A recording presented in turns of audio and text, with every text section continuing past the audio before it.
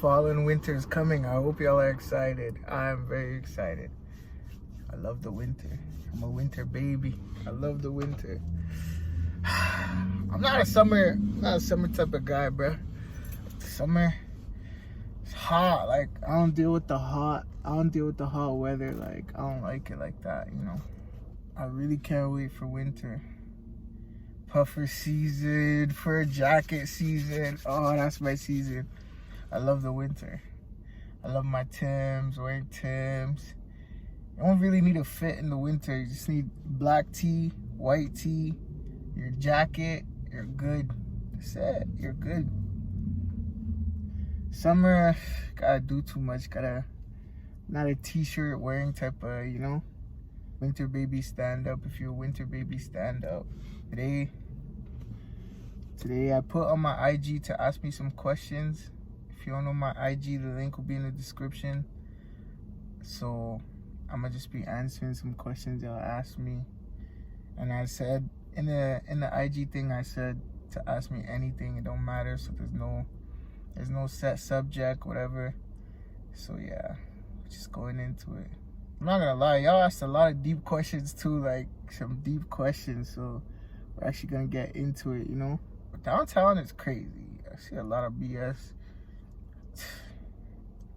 But let's get started. So the first question we got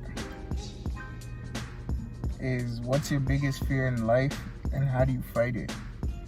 And to be honest, my biggest fear, I'll say my biggest fear and my number one fear is just being a bum. To be honest, like being a bum, not doing none. My biggest fear is to be like 28, 30 and be at the same place I'm still at, you know what I mean? 28, 30 and not have nothing going on for myself. Working like menial jobs. Is that even the right word, menial? I don't even know if that's a word, but point being, if I'm like at an old age and I'm still like struggling and fighting to get by, that's one of my biggest fears. Like, I want to accomplish everything in my youth, you know what I mean? I want to work hard in my youth. I'm not trying to struggle later on. I'm not trying to struggle as an old man. I'm not doing that. I'm sorry. How do I fight it? I would say just, I try to do something every day, like no matter how small, how big, try to do something every day to get closer to where you want to be. So I just strive to be better every day, to make improvement, to make progress every day. Try to do something to better my future every day. That's how I'd say I fight it. Cause you know, you get stuck thinking a lot about like, what if, but I try to put away the what if. I try to put away all thought and just do. Like, just move, do something every day, do something, no matter how small. And that's why, like, I don't get caught up on if what I'm doing is big enough, because I just move, do something every day, you know what I mean? Yeah, that's how I'd say I fight it. So the next question I got is, what keeps you motivated in life? And to be honest, my motivations have changed a lot, like, throughout my life. Like, when I was younger, my motivations was like money, you know what I mean? Respect, to be like the biggest boss nigga, to have all the respect, to have all the money, to have nice things, you know, all that. I still want those things for my life. Those are still like among my goals, but now, honestly, my biggest motivation is to help people. I could like truly and honestly say that is to help people. Like, I just want to help as many people as I can. I just want to help people. Like, I want everywhere I go, I want to help someone. I want it to be like when I show up, somebody's prayers are answered. You feel me? I want it to be like that. Like, I want it to be like anyone who's experiencing financial hardship, you know what I mean? Anyone who's struggling financially, anyone who's just down bad mentally, anyone who's just struggling in life, I want to be that lifeline to them. And I take care of single moms, you know. I want to bring people who are new to Canada, I want to take care of whatever they got going on until they get on their feet, you know what I mean? Just anyone who's struggling, anyone who needs help, I want to be there.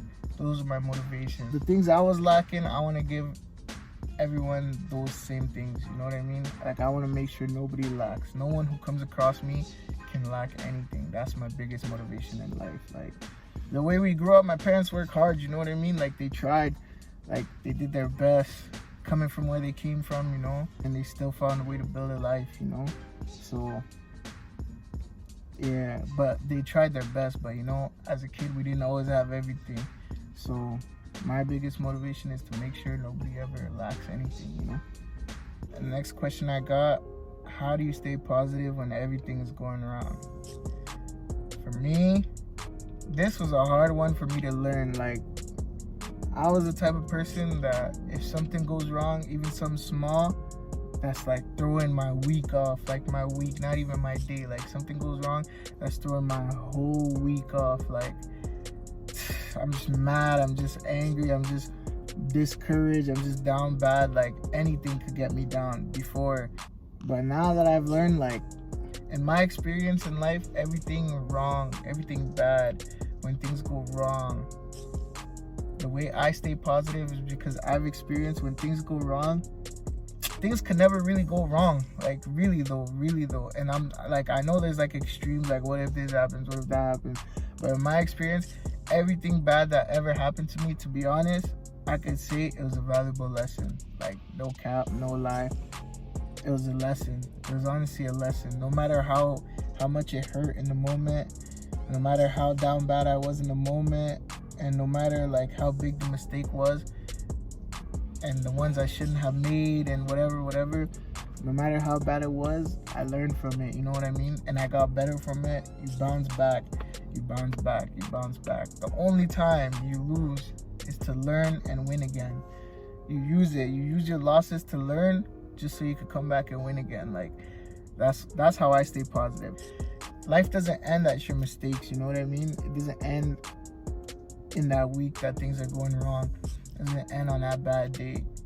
So as long as you know that you have more life to live, more things to do in this life, anything that goes wrong, you already know it's just a bounce back for next time. A bounce back, it means you won't do it again. It means it won't happen again. So it means next time, you're just elevating, you know what I mean?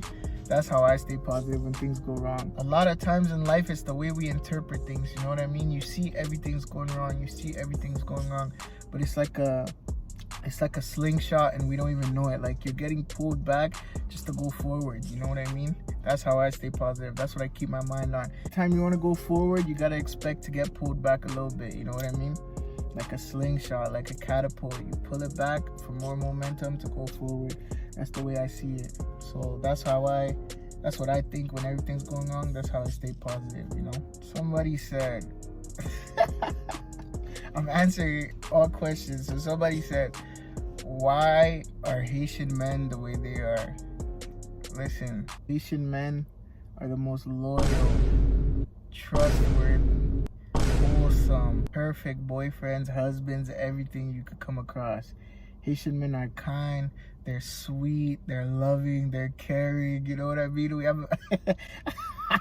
We have a bad reputation. We have a bad rap. We have a bad reputation just because, ladies, just because you came across 1 to 2 Haitians that broke your heart does not mean we're all like that. There's some good Haitians, most Haitian niggas are great men. Haitian men don't cheat. Haitian men don't lie. Haitian men are trustworthy. Like I said, get yourself a Haitian man. You won't regret it. Get yourself a Haitian man. Next question. What makes you happy and what brings the best out of you? What makes me happy? What makes me happy? Good question. I would honestly say that adding value to someone's life makes me happy, to be honest. To know that, like, I'm doing something for somebody, like, no matter what it is, to see that I'm, like, adding benefits to somebody's life. Either, like, it doesn't have to be, like, tangible, like a gift or money, whatever, like that. Like, if I could say, like, I'm giving comfort to a person, if I could say I'm giving good advice to a person that actually works, if I could say that I'm making someone laugh, making someone happy, helping someone break out of a struggle, you know what I mean? if I could say like I'm helping people, even money wise too, if I could say I'm helping people with money, anytime I could see like I'm genuinely making somebody else happy, that makes me happy, to be honest. And that's like my love language, whatever, is gifts. In my past relationships, I always loved giving gifts. Like I just love gifts. I love the culture of gifts. I just love gifts, you know what I mean? It just feels nice. It feels nice to give a gift, to see somebody smile, it just feels good. That's what makes me happy, to be honest. And what brings the best out of me? See, I'll say every time I step out my comfort zone, I'll say that brings the best out of me, because I used to think like there's just a lot of stuff I couldn't do or can't do, but every time I actually try those things out, I see I'm not as bad as I thought, and I get better and better, and that just pushes me to be a better version of myself always, to be the best of myself, you know? That's what brings the best out of me. To just do me, do what I want to do, block out the noise, try something new, be uncomfortable all the time, step out of my comfort zone. Yeah, that's what brings the best out of me. Somebody said favorite food to eat. Favorite food to eat. I could eat this in any form, in any dish. It don't matter. I love shrimp. I love shrimp. I love shrimp. Like, I don't know, shrimp, like, I don't know, like, it's just good. Like, I love it in anything, in any dish you could give me shrimp. Fried shrimp, boiled shrimp, don't matter. Like, any type of, I don't know, shrimp. I don't cook, sorry. I don't cook, sorry. Yeah, I eat, I don't cook. But shrimp, I could eat shrimp all day long, all day, every day. I love shrimp, you know? That's my favorite food by far. What's some advice I would give to my younger self? To my younger self, I would just say start. Just start. Like, stop thinking and just start, because a lot of the stuff I'm doing today, I've had the idea to do years ago, or to start, you know what I mean?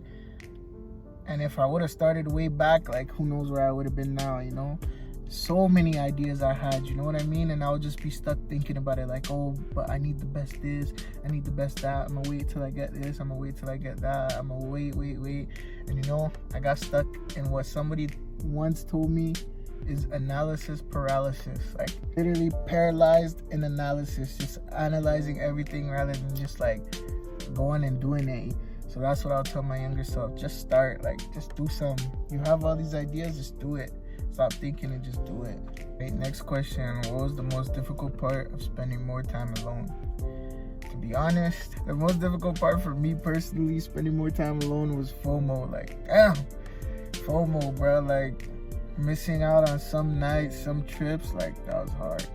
Especially, like, me and my people, we like to have fun, like, a lot of fun. So, you know, if you're missing out, it's not like, oh, it was probably whack, like, if you're missing out on a trip, you know, like, that trip was fun, like, you know, you're missing out on some serious experiences, you know what I mean?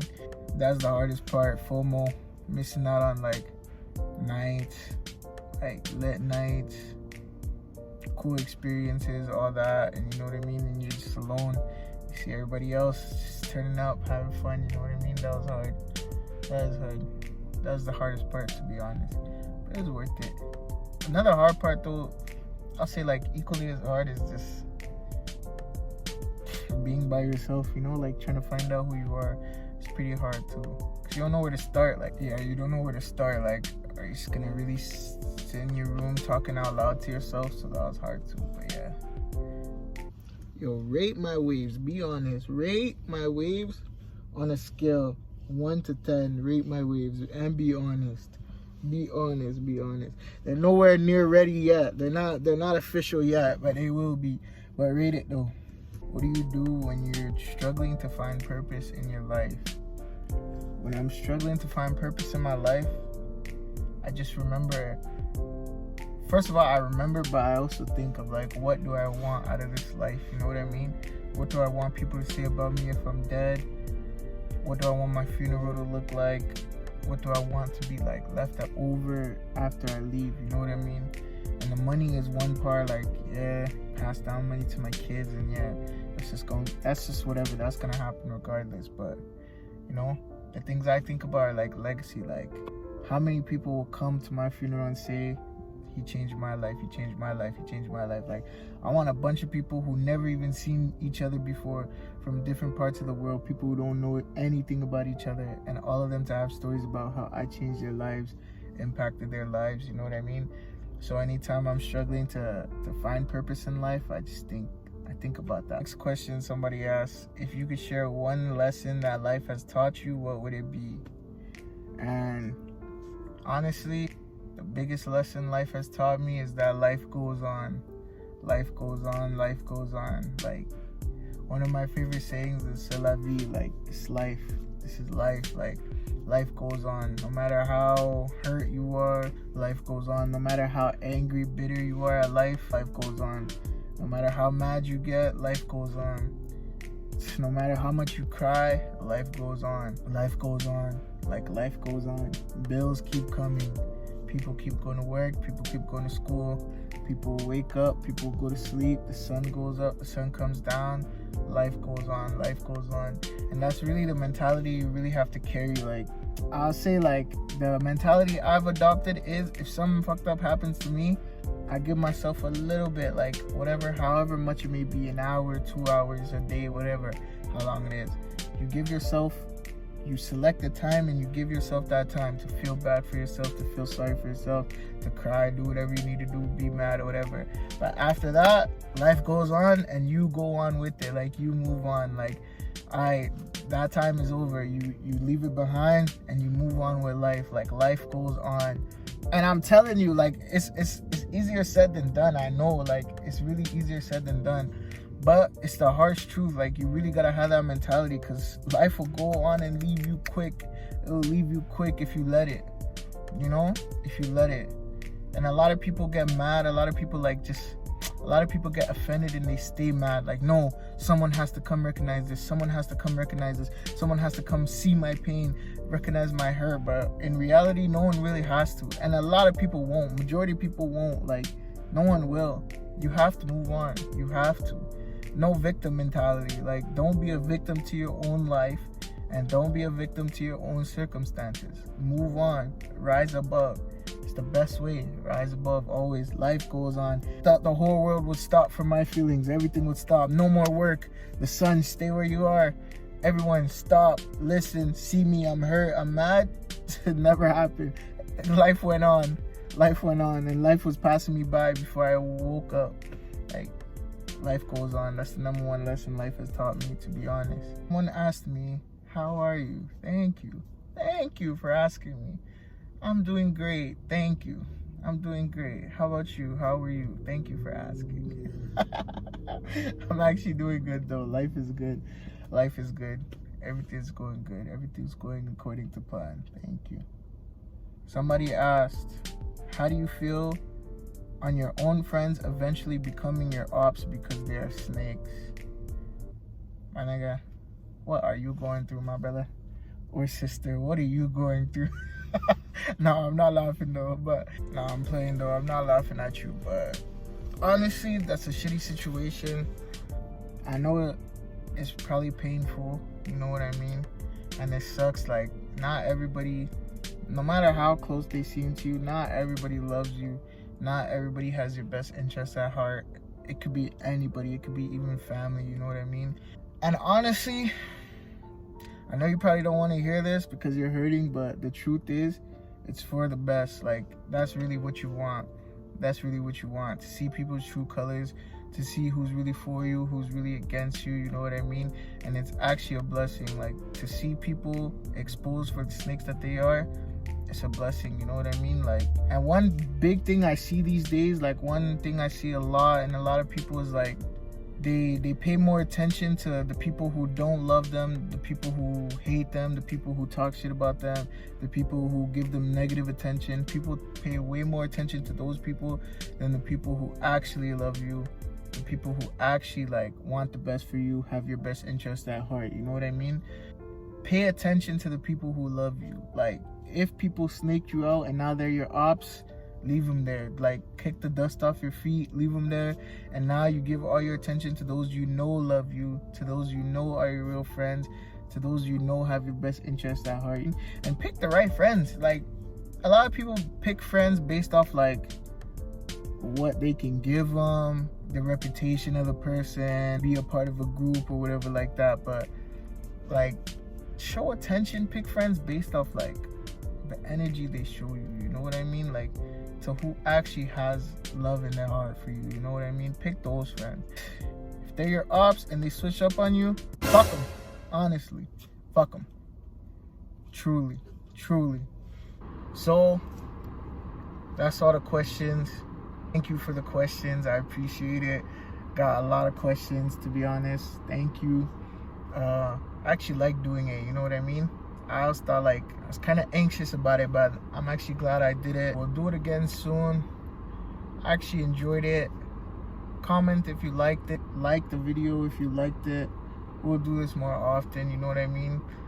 Feels good to let you guys like get an insight into me, my life, how I think, shit I've been through, things like that, the specifics, you know what I mean?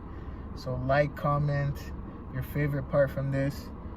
And if there's one takeaway to remember, is to get yourself a Haitian man, because you won't regret it. I'm gonna see y'all next video. Yeah, what you know about this? What you know about me? What you know about him? Nigga, that my team. What you know about the game?